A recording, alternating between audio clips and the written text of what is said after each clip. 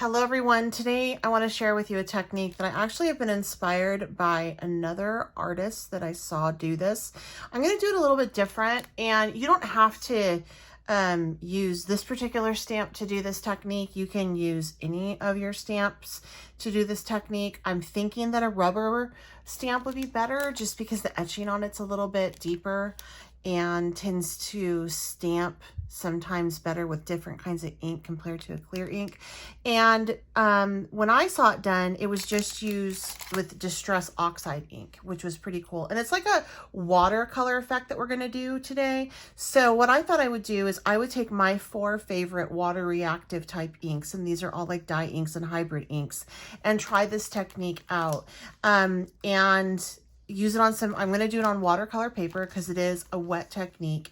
And then I also might be pulling in just a waterproof ink after everything's done to get crisper lines, and this will all make sense as we go along. But I wanted to do the 4 different techniques because I thought it was really cool. And for people that maybe don't have Distress Oxides, if they had Distress ink in this works, you could see, or if you had like the Simon Hurley Create ink, it would work. And then also Catherine Pooler. So these are my 4 very favorite water reactive, water-based inks that I like, and I know that it should work with these types of inks. So hopefully by trying out the 4 different kinds of inks, it'll give you an idea of in your stash what you can use. And hopefully you can create something today, right? Because that's the most fun.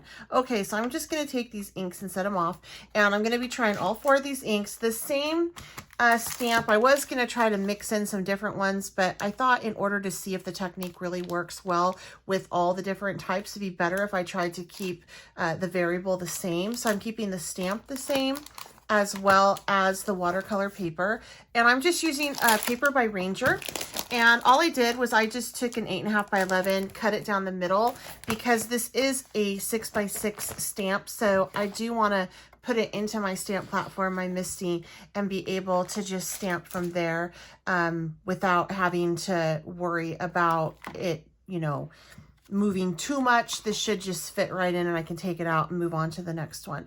And then I'm gonna be doing, I'm hoping to make some cards out of these, and I won't show you all that process on making the cards. I'll show them to you at the end, of course, but these are what I'm going to be using for my sentiments. It's Concord and Ninth, and it's Where Creativity Meets Painted Saying stamp sets. I really like these. I'll probably stamp these in black, my black Archival permanent ink, on just regular paper, like heavy duty cardstock, which I'm going to use my Simon Hurley because it literally is right here. So obviously you would do your sentiments and whatever you have. You don't have to do this, and you don't have to use that this type of cardstock for your stamping of your sentiments, simply because it's not any kind of fun blending and techniques. Is just straight up stamping. So I think any cardstock that you have on hand will totally do fine with that. And I'll do all that stuff off camera, but what I will show you, and I'll speed up the process so you can see how I do it, is definitely this technique. So I'll walk through the first time with you, and then the rest of the times I'm going to do the same thing, but I'll just put it at a double pace and put some nice music on for you so you can watch the process. Or if you choose to skip through to see what the end process looks like once it's all done, you can do that as well. I want to respect your time. And then, of course, if you want anything that I'm using, I do have it listed down below in the description box, or as much as I can find. I pulled all this stuff out of my stash. I'm hoping you guys are able to do the same thing, but if not, I will have things listed for you down below for your convenience. And if I can't find the exact thing, like if I can't find these stamps anymore, I'll go ahead and find you something that is that would be a nice replacement. All right, if you guys have any questions along the way, you just let me know. Let's just dive into this. So what I've done is I've gone ahead and I've taken out this foam pad that is in the MISTI, because I am using a cling foam pad. So this comes right on out. I went ahead and layered in the waterproof cardstock by Ranger that I have. And again, all I did was I just took an 8.5 by 11 and sliced it down the middle. And if you have the original size MISTI here, it fits perfectly in, so it's not going to move and slide around, which is super important. I then lined up my stamp, and this is Prom Dress by Simon Hurley. Again, any stamp will do, you guys. I want you to do what you got on hand. And the first thing I need to do is I'm going to start with the Distress Oxides, and then we'll move forward from there. And all you have to do is you just have to take and layer on some of your color. And it doesn't have to be, you know, perfect. I'm not too worried if it overlaps or not. But yeah, I'm just gonna layer on some of this color. So I'm just stamping it out. And this is supposed to give a watercolor effect. And it was really cool in the demonstration that I saw. And I wish I could remember who I saw it through, because I would love to throw them credit. If you saw this somewhere and you know who it is, if you can link down below, that would be great so that I can add it to my description box. This is one of the dangers on why I often don't like follow other YouTubers or try to watch things, is because I forget and I don't want to steal somebody's idea, because that's just raunchy. So I'm going to take and put a little bit of water on my watercolor paper. Super important that you use watercolor paper or a really heavy duty mixed media paper, because this does absorb a lot of water and you don't want it to crumple. You don't have to use Ranger by any mean. I like this. There's a couple other brands that are nice too. I'll give you some options down below, but use what's in your stash if you can, right? And then I'm also going to squirt down this stamp, okay?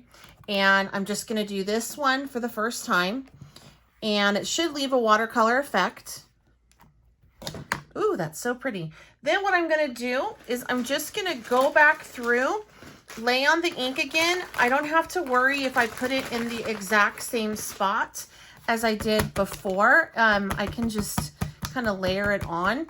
And the second time around, I'm not going to be misting this down, but I am going to be misting this down. So again, I'm just going to kind of layer it on here, and I'm going to kind of go like where I had it before, but obviously it won't be exactly the same. So I like to work from lightest to darkest, and it's still moving there and stuff. And I'm just going to take and mist that down one more time. And up here, clearly this part of the paper didn't get as wet as this part of the paper. And then I'm just going to take it and stamp it out. And it leaves a really, really pretty watercolor type effect. I really like it. So see how that looks? Now, if you want to add some definition to the watercolor, like if it all turned out like this corner right here, I would want to put on some Archival ink. I'm going to do that actually, but since it stayed so crisp up here, I don't think I put a lot of water there, and that's why it's so crisp.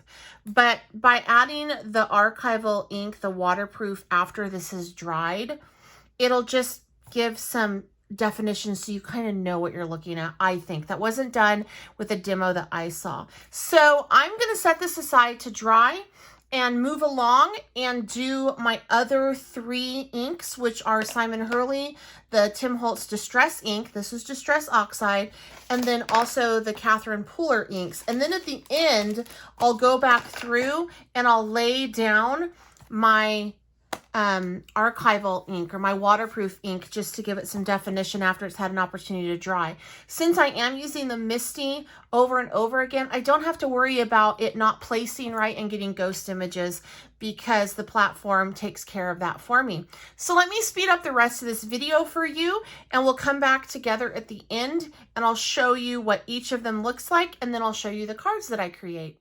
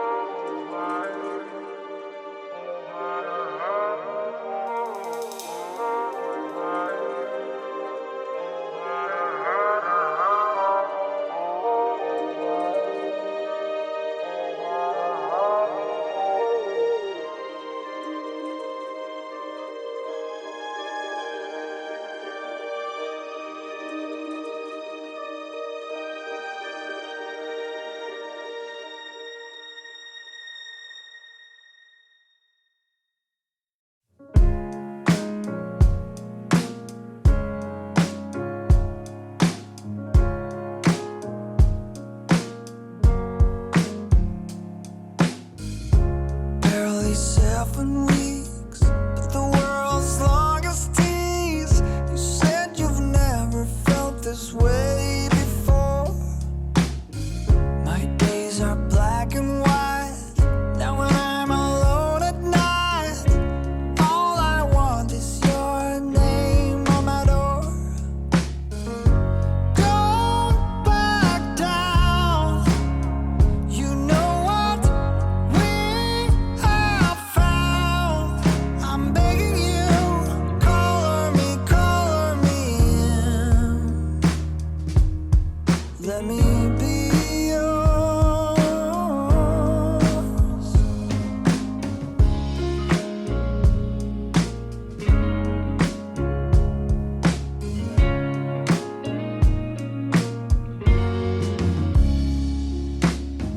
I make you laugh, you say.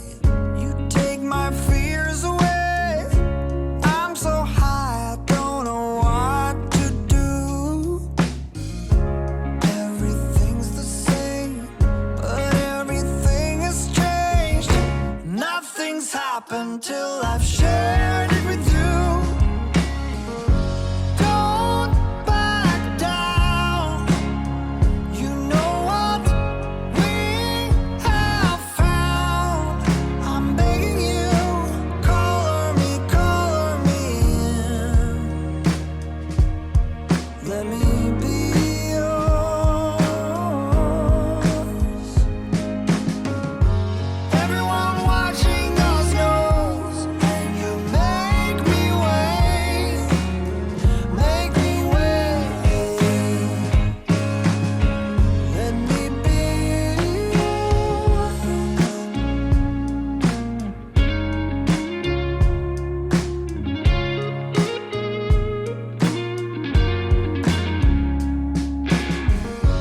Don't back down. You know what we have found. I'm begging you, color me in. Color me in. Color me in. Let me be yours.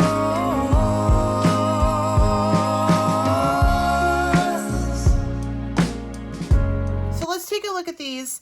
One of the reasons why I decided to not cut down my paper, apart from the fact that it would have been super hard to try to line it up and get it in the MISTI, and because the paper would have been smaller than the stamp. The stamp is a 6x6 and the paper would have needed to be a A2 size, which is a 4.25 by 5.5, is because with a technique like this, I may not like every area of my stamped image, so I can cut it down to the area that I like for my card front, if that makes any sense. So let's go through and take a peek. This is the Distress Oxide, and I do like how this one turned out. One thing I noticed about the waterproof ink, or the Archival ink, is it did not want to adhere or lay on the stamp, or if it was wet, or on the wet paper. I thought that was really interesting. I've never noticed that before. So keep that in mind. Make sure that if you want really crisp lines, you get your substrate, your paper substrate, and then also your stamp super dry before you lay the Archival ink on it. And then this one was the Distress ink, and the Distress ink I really like. I'm quite shocked at how well it held its shape right here. Now, if I were to put water on either of these, they would move a little. However, if I heat set this first and put water on, it wouldn't be as likely, but this one would keep moving. So keep that in mind. But the color on this one is more vibrant. And that's just because of the hybrid properties of your Distress Oxide. So this has like a really pretty chalky finish, and this has a vibrant. I like the vibrant, but I'm going to use both. And then next up is the Simon Hurley. This one did pretty good too. Again, you can see right there how that area was wet and it didn't want to take that waterproof ink on top of it. But that turned out pretty cool too. And then last but not least, we have the Catherine Pooler. Catherine Pooler ink turned out super, super vibrant and rich and just more ink down. And that is because her ink pads are very, very juicy. So I should have adhered to the rule of tap once and then move on, but I tapped over a couple of the sections a multitude of times, and this is what I got. So there is no real definition in the watercolor. So if you're going to use her ink, make sure that you only tap once and you can work up from there. But I'm pretty pleased with how these all turned out. I think that for the Distress Oxide, most definitely, you probably wouldn't need to use that watercolor, that waterproof ink over it for the definition and the lines. But that's how my style, I like it. So let me come back in a few minutes with the finished projects on this so you can see how I trimmed each of these down and what I did with them to maybe give you some ideas on how you can use your background stamped watercolor images. My initial thought when I envisioned these cards was to just use the background and then take a sentiment and pop dot it in the center and add some of the Nuvo glitter drops. However, once I started to cut down the papers to the correct sizes, I really liked the variation between some of the darker prints against the lighter backgrounds, and so I decided to go with that. So for this particular, actually I'll start with this one right here. So for this particular card, when I laid down this print, I noticed that it was too close to this print and it didn't pop enough. So I put down some washi tape from my stash, and then I added a clear glitter vinyl over this piece just to give it some sparkle and shine, make it look a little bit different. And then I placed another piece of washi tape here. I took some glitter vinyl, laid it on cardstock, pop dotted it, and then pop dotted also the title there. And then I ended off with the Nuvo glitter drops. Also, over in this corner, on all of them, to help this piece pop, I sprayed on some medieval gloss spray. So this all came together as I was doing it. I'm like, oh, let's try this. This will be fun. This will be fun. So this one, I can't even tell you guys what is what anymore as far as the background goes. So guess and tell me what you think. The first one is, okay, this one I think is the Catherine Pooler ink one.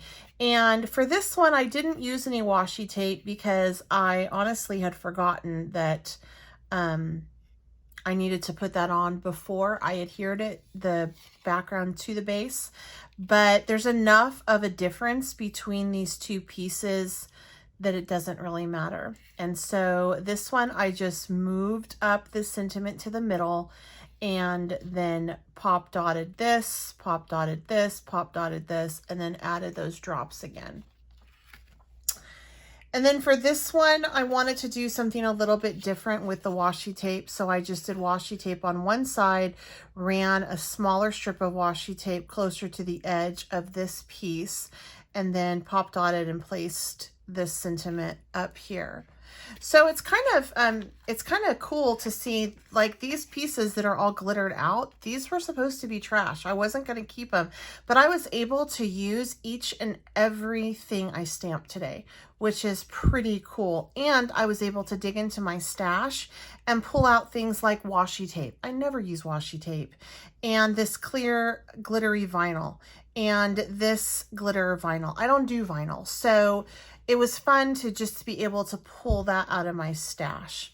So anyway, I hope this gave you guys maybe an idea on a different way that you can use your deep etched rubber stamps as well as your dye ink pads to do a watercolor technique. Again, if you have any questions down below, please don't hesitate to ask. If you enjoy this type of content in which I share with you paper crafting techniques that hopefully you can use right away, make sure that you subscribe to my channel, hitting that notification bell. Also, drop me an email at betz@ BETZGOLDEN.com. That's bets@betsgolden.com to be added to my email list, and I will send out probably like once a week, once every 2 weeks, different information, fun stuff. It's not real like spammy or pitchy. It's just behind the creative side of things, and it's more of the journey instead of the end process. That's also a way that you can connect with me. If you want to send me an email, you can always reach out to me there. I certainly do enjoy it when you guys share my videos. If you liked it, please give it a thumbs up. And again, if you have any questions, don't hesitate to leave them down below.